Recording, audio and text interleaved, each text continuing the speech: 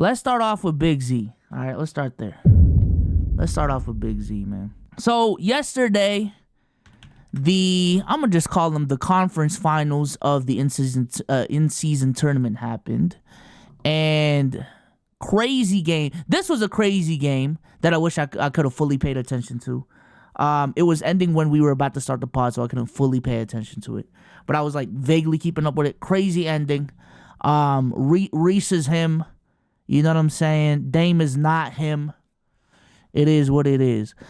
This game right here, though, surprised me. Surprised me like crazy. I did have the Lakers winning this game, but in this fashion, did not see it. Did not see it. I thought Brandon Ingram was going to have a monster game. He's been showing up a lot in some really crucial games every time I fucking see him play.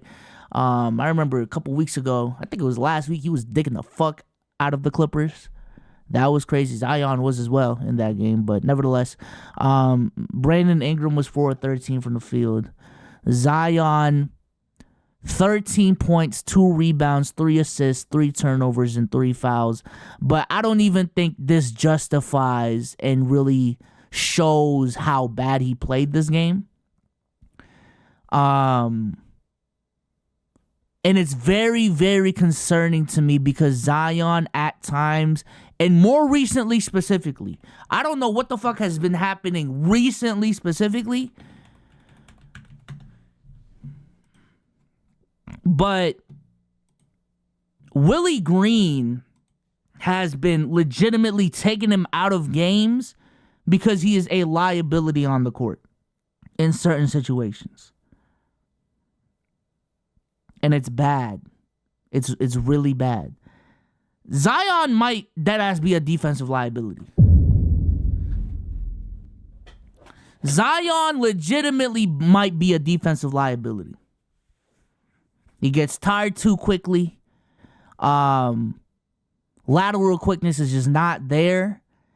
And while he does have the hops, there's still a height deficiency there. I ain't gonna lie. There's still a fucking height deficiency there. And then on offense, I think Zion is an underrated passer. But listen, bro, the only thing you can do at this point on offense is dominate that fucking paint. That's the main thing that you do. That was your appeal going into the draft. That is still your appeal today. And, before, the reason why a lot of people, did not care about your height and the lack of skill that you got is because of the fact that you were so physically imposing that you were a paint presence. And to a certain degree, you still are.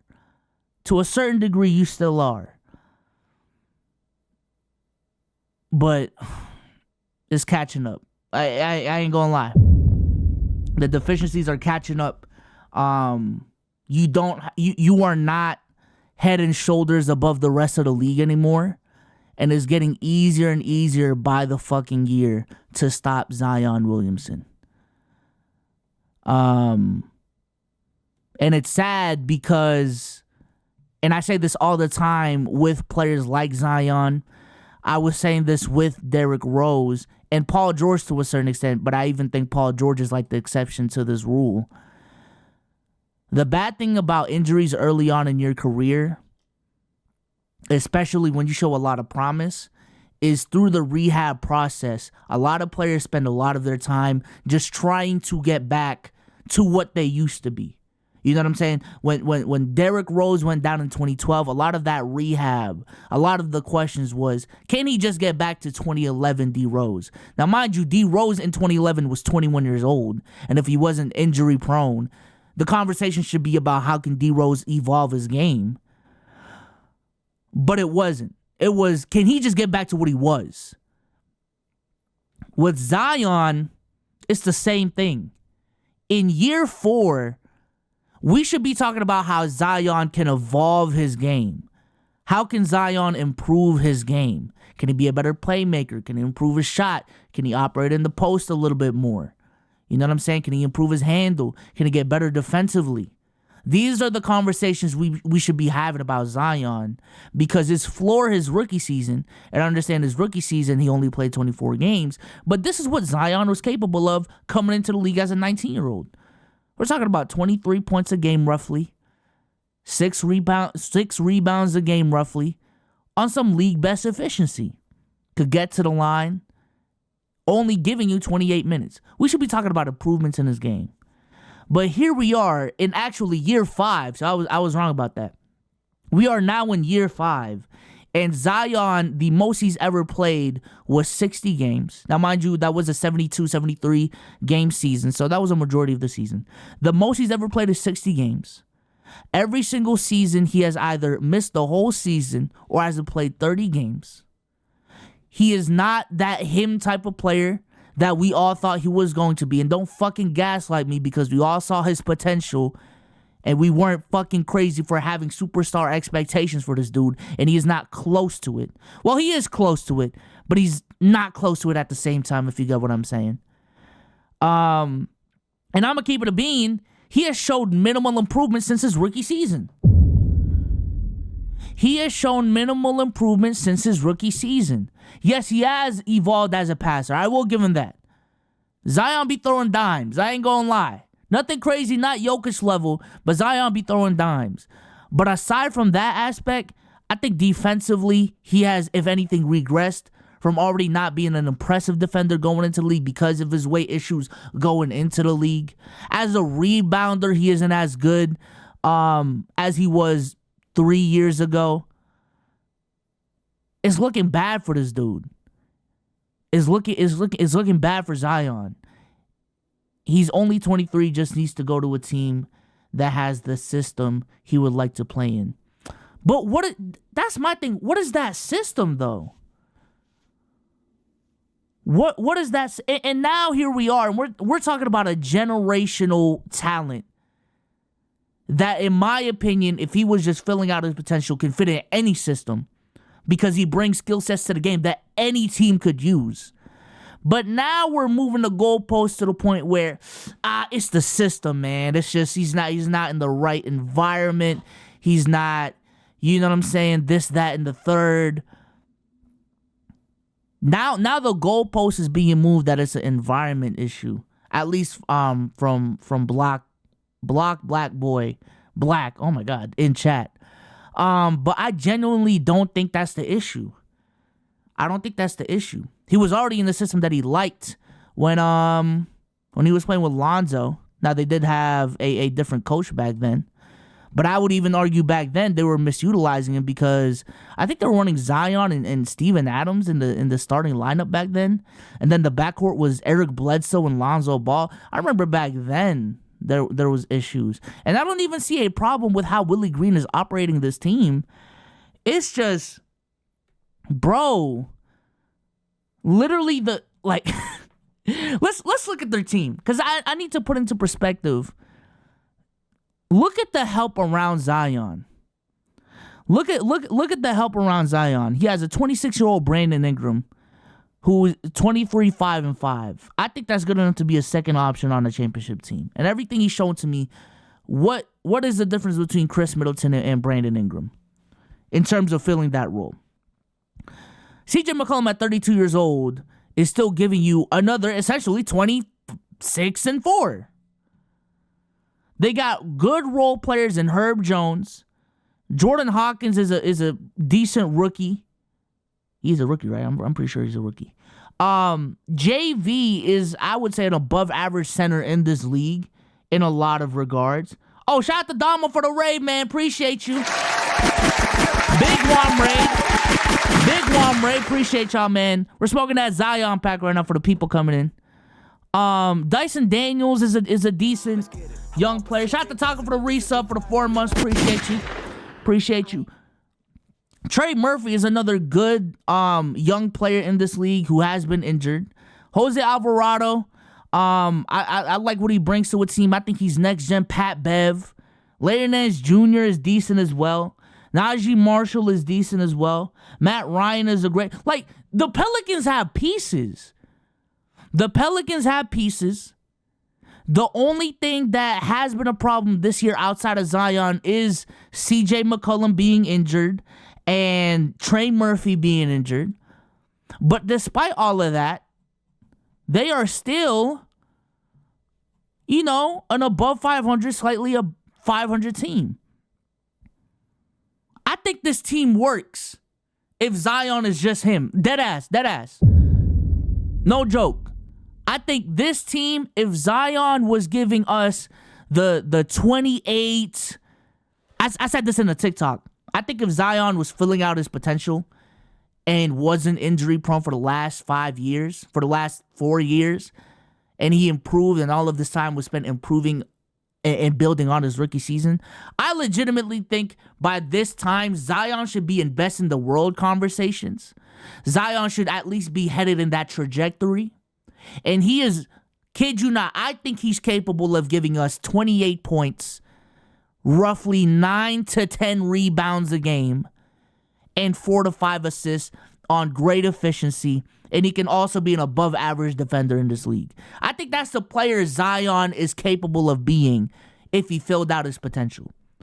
That player with a Brandon Ingram as your second option, CJ McCollum as your third option, and role players like Herb Jones, JV, Trey Murphy, Matt Ryan, Najee Marshall, Jose Alvarado, and Willie Green is a good coach.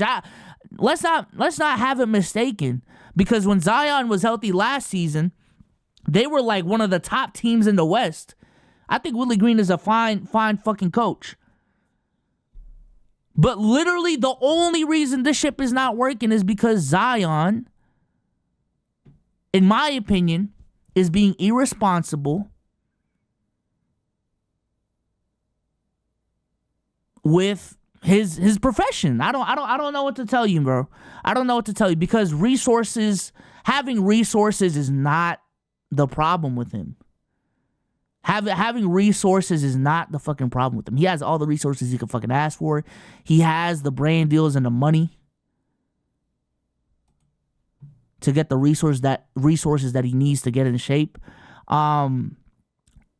He can have personal trainers. He probably has personal trainers. He can have a personal dietitian. He can have a personal chef. He can have all of these things. But I think, at some point, you do have to control your own destiny. You do have to control your own destiny. As a dude with weight issues myself, I can have a dietitian. I can have a trainer. But it's still going to be up to me to get out of bed, to go to the trainer, to go to the gym. It's still going to be up to me to make the decision of, do I want to eat this thing or not? I can get all the advice in the world, but I still need to execute. And I think Zion has a problem about execution. He has all the resources. I know he's getting the criticism. People are in his ear about it. But he's not executing. I don't know. And mind you, I just think this is coming from a place of encouragement, because I want the best for Zion. You know what I'm saying? I'm a Zion fan. It doesn't sound like it right now, but I'm a Zion fan. I was a very big Zion guy going into the draft. He was one of the few college players, high school players I deliberately wanted to keep up with, because, you know what I'm saying, I was high on Zion and wanted to keep up with his career and be a fan of his NBA career. But we gotta be real and have real conversations, man. We gotta be real and have real conversations. This is exactly what I'm talking about, too. I didn't even see this tweet. Caitlin Clark? Who is this? Caitlin Clark? Christian Clark. I was close. Pelicans have repeatedly stressed to Zion that his diet and conditioning needs to improve. But the former number 1 pick doesn't listen. So again, bro, the resources are there. There are people pushing you to get better. At some point, you need to take accountability and execute. And for the dick suckers in the chat that's going to say, this is rich coming from you, I know I'm at fault for the reason why I'm fat. All right? I am terrible at execution. I should be held accountable. That's why I don't really care about fat jokes, because I'm fucking fat, bruh. I can't change it. Fuck am I going to be mad for? I'm fat. Fuck. And it is a problem for me. But I don't get paid $300 million contracts. I'm not a signature athlete for Jordan Brand. I'm not this dude that an NBA franchise, $1 billion NBA franchise, is spending assets on, investing the next decade of their fucking franchise on, to stay in shape. Like, there's a difference. There's a difference, and that's what upsets me, man. That's what upsets me. Here's JJ Redick on Zion. What did you make of it last night? I was disappointed, and overall, I've been disappointed in Zion this season. And look, we can certainly point to counting stats and say he's having a fine season, but you can be in the building, you can watch on TV, you can be courtside, and you can see he's not in shape. He's still not in shape despite everything that he's gone through, despite numerous conversations with legends of the game about being in shape. He gets called out on national television once or twice a year for this very thing. And earlier this season, he had a press conference where he was talking about trying to buy into what the team wanted. And the reality is Zion Williamson has not bought into his own career yet. And that is disappointing because as someone who is a fan of his, a former teammate, a fellow Duke guy, we all know how great he can be. Yes. We've seen those flashes of greatness, but to do that for an extended period of time, to reach his full potential, and really, RJ, that's all we can ask for as players, to reach whatever your potential is, to reach that. He's never going to get there if he doesn't buy into his own career. And that to me too is the biggest frustration with Zion. What we're seeing right now is his floor.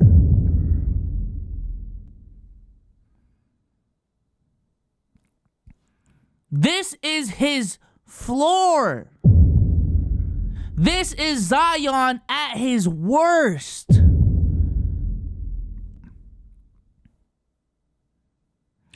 At his worst, Zion is 22, 6, and 5 on 57% shooting from the field.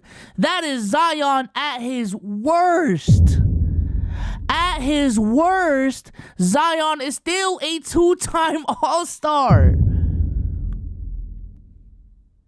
At his worst, Zion is still capable of giving you 27 points a game for a 60-game stretch.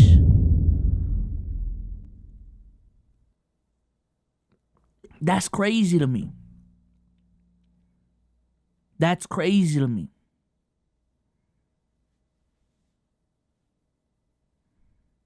That's crazy to me.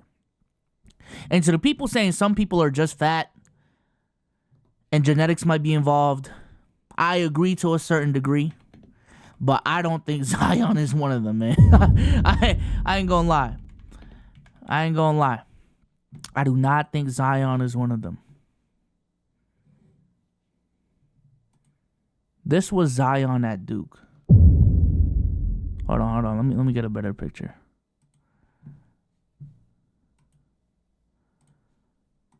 This was Zion at Duke.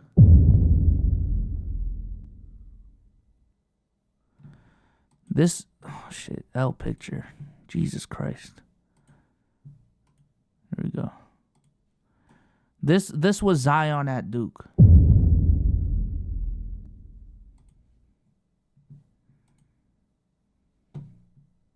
Does this look like a genetically fat dude? This is not a genetically fat dude. I'm sorry to tell you. And I think y'all let's watch the Duke highlights, man. Let's watch the Duke highlights, man. Let's watch the Duke highlights, man.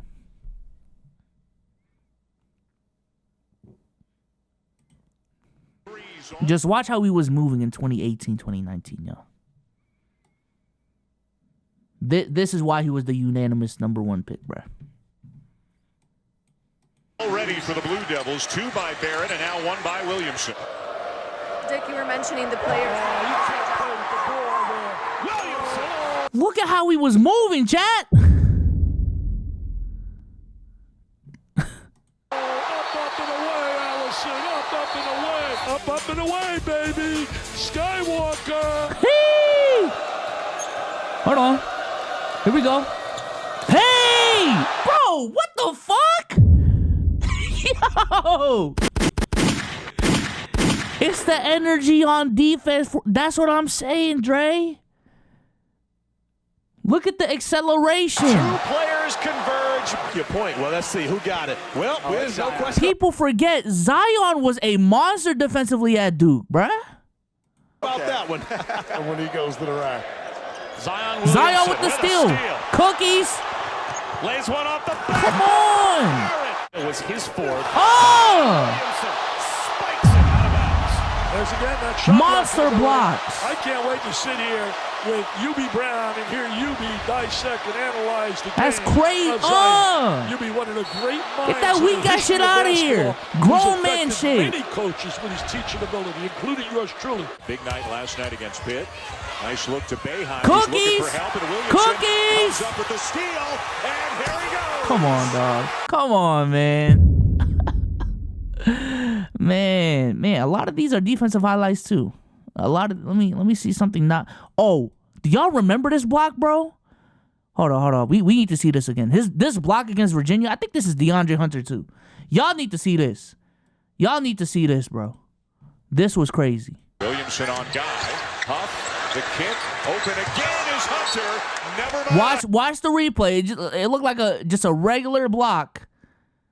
Just watch the replay. Zion Williamson with other ideas. That is called a recovery. How many guys his size could run that far, jump that high? You gotta get the block a side shot and profile. knock him into foul? Well, Gotta there's get one the of them side sitting to my left.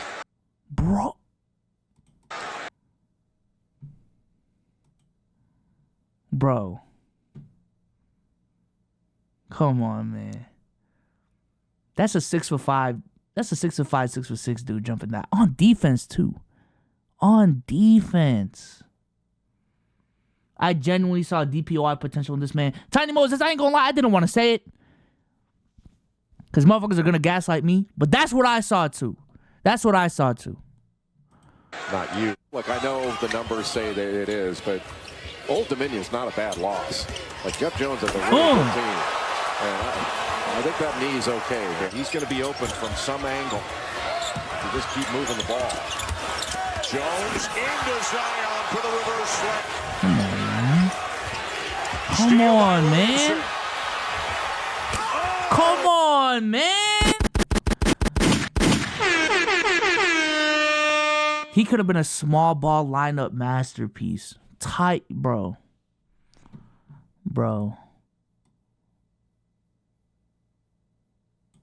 I think he could do everything Aaron Gordon can do on steroids. That ass.